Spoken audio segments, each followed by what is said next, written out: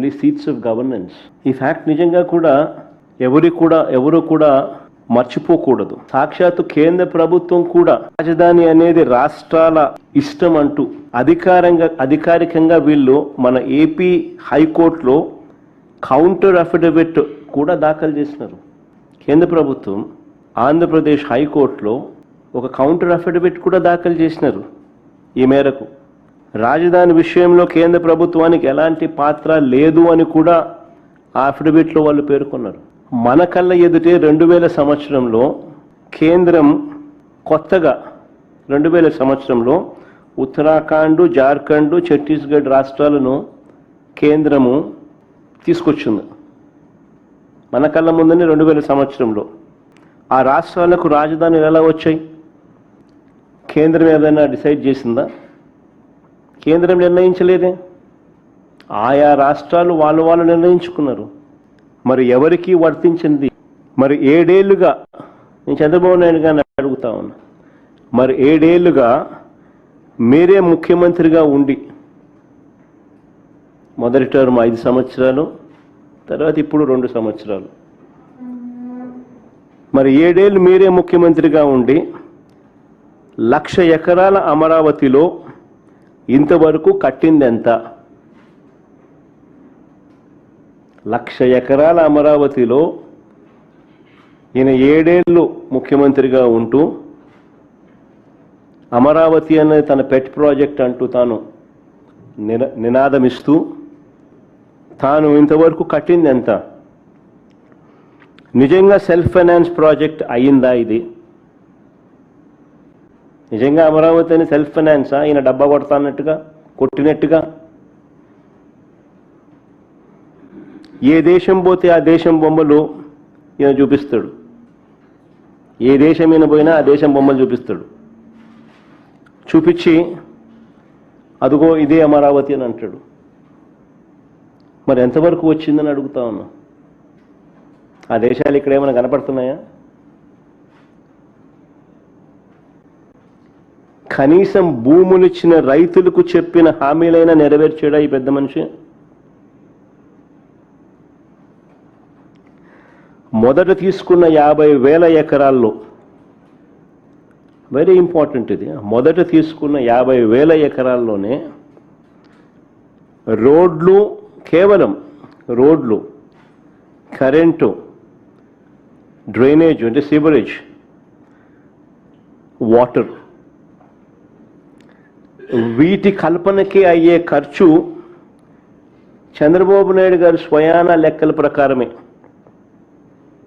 ఈయనే కేంద్ర ప్రభుత్వానికి ఇచ్చిన లెక్కలు, ఈయనే వివిధ బ్యాంకులకు ఇచ్చిన లెక్కల ప్రకారమే ఎకరాకు 2 కోట్లు అవుతుంది అని చెప్పాడు. అంటే 50,000 ఎకరాలకు అయ్యే 1,00,000 కోట్లకే దిక్కు లేదనుకుంటే, 1,00,000 కోట్లకే దిక్కు లేదనుకుంటే ఇప్పుడు సడన్గా మరో 50,000 ఎకరాలు దీనికి అదనంగా అయ్యే ఖర్చు, దీనికి సడన్గా అదనంగా మరో 50,000 ఎకరాలు యాడ్ చేస్తున్నాడు ఇంతకు ముందున్న 50,000 ఎకరాలు. దానికయ్యే మళ్ళా అదనంగా మరో 1,00,000 కోట్ల రూపాయలు. ఇలా అమరావతిని ఎందుకు పెంచాల్సి వస్తూ ఉంది? ఎందుకు పెంచుకుంటూ పోతున్నారు? ఆ డబ్బులు ఎలా వస్తాయి అంటే 1,00,000 ఎకరాల్లో, ఆ 1,00,000 ఎకరాల్లో కేవలం రోడ్లు వేయడానికి, కేవలం కరెంట్ ఇవ్వడానికి, కేవలం సివరేజ్ వ్యవస్థ క్రియేట్ చేయడం కోసం, కేవలం నీటి వ్యవస్థ క్రియేట్ చేయడం కోసం, బేసిక్ ఇన్ఫ్రాస్ట్రక్చర్ క్రియేట్ చేయడం కోసం ఈ 1,00,000 ఎకరాలలో 2,00,000 కోట్లు కావాలి అని వీళ్ళు చెప్పిన లెక్కల ప్రకారమే. మరి ఈ డబ్బులు ఎలా వస్తాయి? ఎన్ని సంవత్సరాలు పడుతుంది? ఎన్ని దశాబ్దాలు పడుతుంది? ఈ దశాబ్దాలు పట్టే ఈ సమయంలో 2019కు ముందు ఈయనే స్వయంగా చేసిన మాస్టర్ ప్లాన్, 2019కు ముందు 50,000 ఎకరాలకు సంబంధించి బ్రహ్మాండమైన వరల్డ్ క్లాస్ రాజధాని ఇక్కడ వస్తూ ఉందని ఈయనే మాస్టర్ ప్లాన్ తయారు చేసినాడు. మనందరికీ ఊదరగొట్టి బాహుబలి సెట్టింగ్లన్నీ చూపించి. మరి 2019కు ముందు ఈయనే స్వయంగా చేసిన మాస్టర్ ప్లాన్ను సడన్గా ఈయనే ఎందుకు మారుస్తున్నాడు? అప్పుడు ఇదే 50,000 ఎకరాల్లోనే బ్రహ్మాండమైన బెస్ట్ క్యాపిటల్ అని చెప్పి ఊదరగొట్టిన ఇదే వ్యక్తి ఈరోజు ఎందుకు మున్సిపాలిటీగా మిగిలిపోతుందని చెప్పి ఎందుకు అంటున్నాడు?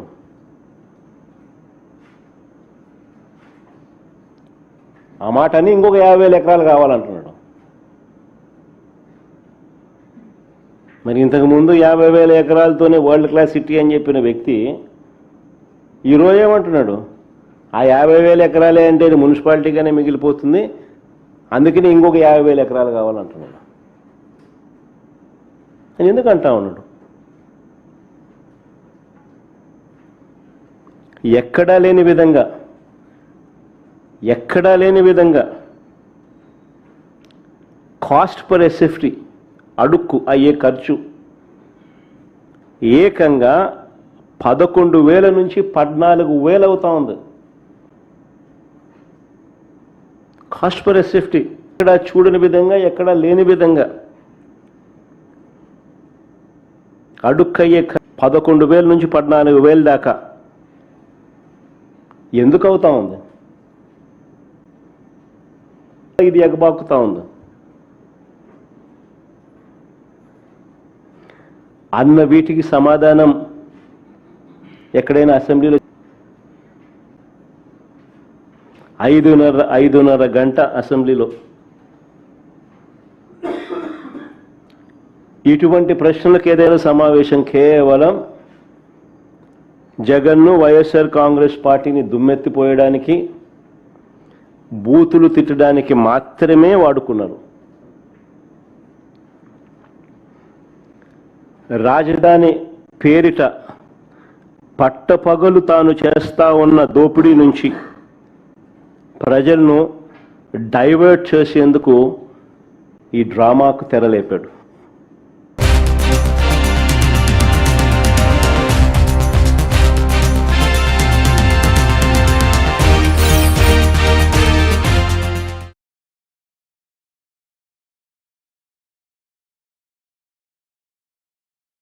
ఈ రోజే ఒక చరిత్ర, 3 ముక్కలాట, 3 రాజధానులు, రాష్ట్రాన్ని విధ్వంసం చేసి ఆనందం పొందారు. మొన్న కూడా నేను ఒక చట్టం తీసుకొచ్చే మునుపు కేంద్రం ఒక తీర్మానం పంపిస్తే ఇమ్మీడియట్గా చేస్తామని అడిగితే నేను మేఘాలపైన అసెంబ్లీ సమావేశం పెట్టి ఢిల్లీకి పంపించాం.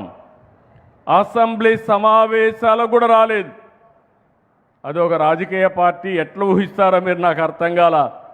ఇంకా ఎవరైనా ఈ రాష్ట్రంలో వైఎస్ఆర్ కాంగ్రెస్ పార్టీ అని చెప్పుకోవాలంటే సిగ్గుపడాలి తప్ప అలాంటి పార్టీ వల్ల మనకు వచ్చే లాభం ఏమీ లేదని కూడా మరొకసారి విజ్ఞప్తి చేస్తున్నాను. ఈరోజు పార్లమెంట్లో కేంద్ర ప్రభుత్వం బిల్లు ప్రవేశపెట్టారు. రేపు రాజ్యసభకు కూడా వస్తుంది. ఇంకా రాబోయే రోజుల్లో అమరావతిని ఇంచు కూడా కదిలించలేరు. అమరావతి ప్రజా రాజధాని, అవునా కాదా? ఆంధ్రప్రదేశ్ రాష్ట్రానికి ఏకైక రాజధాని అదే అమరావతి. అమరావతి రాజధాని వాళ్ళు గట్టిగా చప్పట్లు కొట్టి మీ హర్షాన్ని, ఆమోదాన్ని తెలియజేయండి. ఒక వ్యక్తికి ఒక అడ్రస్ ఉండాలి, ఒక రాష్ట్రానికి ఒక రాజధాని ఉండాలి. అలాంటి రాజధానిని విధ్వంసం చేసి ఎడారి అని, లేకపోతే శ్మశానమని, ముంపు ప్రాంతం అని ఎగతాళి చేసి మనకు రాజధాని కూడా లేకుండా చేసే పరిస్థితికి వచ్చారు. ఈరోజు నేను వచ్చింది పేదల సేవలో. మీరందరూ గుర్తుపెట్టుకోవాలి, నాకు మొదటి తారీఖు వస్తానే గుర్తొచ్చేది మా పేదవాళ్లే గుర్తొస్తారు. నా కళ్ళలో మీరే ఉంటారు. అందుకే నేను రావడం కాదు, రాష్ట్రంలో ఉండే ప్రభుత్వ యంత్రాంగం, ఎన్డీఏ పార్టీ యంత్రాంగం మొదటి తారీఖున మీ సేవలోనే ఉంటాం. నేను ఎప్పటికప్పుడు అందరికీ ఒకటే మాట చెప్పాను, ఈరోజు దేశంలో ఎక్కడా ఇవ్వని విధంగా దగ్గర మీరు చూస్తే 4,000, 6,000, 10,000, 15,000 రూపాయలు పింఛన్లకు ఇస్తున్నాం. దివ్యాంగులకు 6,000 ఇస్తున్నాం. కిడ్నీ పేషెంట్లు కానీ డయాలసిస్ చేసుకుంటే 10,000 ఇస్తున్నాం. మంచానికే పరిమితం అయితే అలాంటి వారికి 15,000 ఇస్తున్నాం. నేను అడుగుతున్నా, ఎక్కడైనా ఇస్తున్నారా తమ్ముళ్ళు, ఆడబిడ్డలు? మీరే చెప్పమని మిమ్మల్ని అడుగుతున్నా. దగ్గర 2,730 కోట్లు నెలకు ఖర్చు పెడుతున్నాం. 63 లక్షల మందికి ఇస్తున్నాం.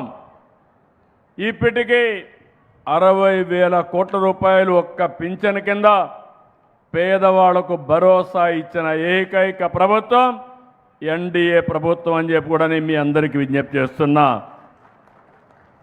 ఇంకో పక్కన మీరు చూసి తమిళనాడు ఉంది, 1,000 రూపాయలు ఇస్తారు. ఇప్పుడు కొత్తగా 2,000 ఇస్తామని ఎన్నికల మేనిఫెస్టోలో పెట్టారు. అలాంటిది మన రాష్ట్రంలో 4,000 నుంచి 15,000 ఇస్తున్నాం. ఎక్కడా దేశంలో ఏ రాష్ట్రంలో ఇవ్వడం లేదు.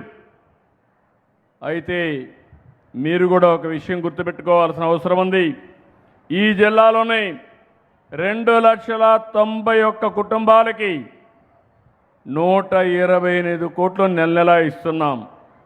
ఉదయగిరిలో 39,300 మందికి 17,81,00,000 ఇస్తున్నాం. వింజమూరులో 5,484 మందికి 2,47,00,000 ఇస్తున్నాం. నేను ఇంకొక మాట కూడా చెప్తున్నాను. నేనేదో మొక్కుబడిగా ఇవ్వడం లేదు, గౌరవప్రదంగా ఇస్తున్నాం. మీ ఇంటికి నిద్రలేస్తానే మీ తలుపు కొట్టి మీకు గుడ్ మార్నింగ్ చెప్పి మీ ఇంటి దగ్గరనే పింఛన్లు ఇచ్చే కార్యక్రమాన్ని ఏర్పాటు చేశాం. గౌరవప్రదంగా మీ ఆత్మ గౌరవాన్ని నిలబెట్టే విధంగా, పేదవాడంటే చులకన భావం లేకుండా మీకు ఇచ్చే కార్యక్రమానికి శ్రీకారం చుట్టాం. ఈరోజు ఒక పెన్షన్ వల్ల మీ అందరిలో ఒక భద్రత కల్పించాం. అభివృద్ధి ఏ విధంగా చేయాలనో చేసి చూపిస్తున్నాం. ఇంకో పక్కన మీరందరూ ఒకసారి గుర్తుపెట్టుకుంటే సూపర్ 6 చెప్పాను. నా జీవితంలో నేను కూడా ఎన్నో కార్యక్రమాలు చేశాను. కానీ ఆ రోజు నేను హామీ ఇచ్చినప్పుడు అనిపించింది చేయగలుగుతామా అనిపించింది. కానీ నాకు మీ మీద అభిమానంతో చేయాలి తప్పదని ఆ రోజు నిర్ణయించుకున్నాను. వచ్చిన వెంటనే పింఛన్లు ఇచ్చాం. తల్లికి వందనం. ఎంతమంది పిల్లలుంటే అంతమందికి 15,000 రూపాయలు చొప్పున మీకు అందించిన ప్రభుత్వం ఈ ప్రభుత్వం. మళ్ళీ జూన్ వస్తుంది. జూన్లో మీ పిల్లలు స్కూలుకు పోయే రోజున తల్లుల అకౌంట్లో టెన్షన్గా డబ్బులు వేసే బాధ్యత మాదని మరొకసారి మీ అందరికీ విజ్ఞప్తి చేస్తున్నా. స్త్రీ శక్తి సూపర్ హిట్ అయింది. మొన్నటి వరకు మా ఆడబిడ్డలు బయట పోవాలంటే ఆలోచించేవాళ్ళు. ఇప్పుడు జల్సాగా ఎక్కడికి పోవాలన్నా పుణ్యక్షేత్రాలు కావచ్చు, అమ్మగారింటికి కావచ్చు, కూతుర్ని చూడాలన్నా కావచ్చు, ఉద్యోగానికి పోవాలన్నా దర్జాగా పోయే ఏర్పాటు చేసింది ఈ ప్రభుత్వం. అవునా కాదా అని మిమ్మల్ని అడుగుతున్నా. మా ఆడబిడ్డలు వంట చాలా కష్టంగా ఉండేది, ఇప్పుడు కూడా కష్టాలు ఉన్నాయి. యుద్ధం వచ్చింది, వంట గ్యాస్ కొరత వస్తూ ఉంది. అయినా ఎక్కడ కూడా ఎన్ని ప్రయత్నాలు చేయాలనో అన్ని ప్రయత్నాలు చేస్తున్నాం. నేను ఒకటే మీ అందరినీ కోరుతున్నాను. ఈరోజు మీరు చూస్తే 3 ఒరిజినల్గా దీపం కింద ఆడబిడ్డలు గ్యాస్ సిలిండర్తో వంట చేయొచ్చని చేసింది నేనే చేశాను కంబైన్డ్ ఆంధ్రప్రదేశ్లో. ఇప్పుడు 3 సిలిండర్లు ఉచితంగా ఇస్తున్నాం. రేపు రాబోయే రోజుల్లో మీ దగ్గర ప్రాంతాల్లో పైపులో కానీ గ్యాస్ వస్తే పిఎన్జి తీసుకోమంటున్నాను. దానికి కూడా 2 నెలలకు ఒకసారి 200 రూపాయలు మీ అకౌంట్లో వేస్తాం. అంటే మొత్తం కలిసి 400 వేస్తాం. అంటే సంవత్సరానికి రూపాయలు ఎవరైనా పైప్డ్ గ్యాస్లో తీసుకుంటే మీకు ఇచ్చే బాధ్యత నాదని మరొక్కసారి విజ్ఞప్తి చేస్తున్నా. దానివల్ల యాక్సిడెంట్లు తగ్గుతాయి, మనకు సులభం అవుతుంది. అన్నదాత సుఖీభవ ఈ కార్యక్రమానికి శ్రీకారం చుట్టాం. ఈరోజు అన్నదాత సుఖీభవ కింద మొన్నే మీ అకౌంట్లో డబ్బులు వేశాను. కేంద్రం 6,000, రాష్ట్రం 14,000 రూపాయలు ఇస్తున్నాం. ఇప్పుడే నేను మైక్రో ఇరిగేషన్ చూశాను. ఇలాంటి ఉదయగిరి ప్రాంతంలో మైక్రో ఇరిగేషన్ చాలా పెద్ద ఎత్తున ఉపయోగపడుతుంది.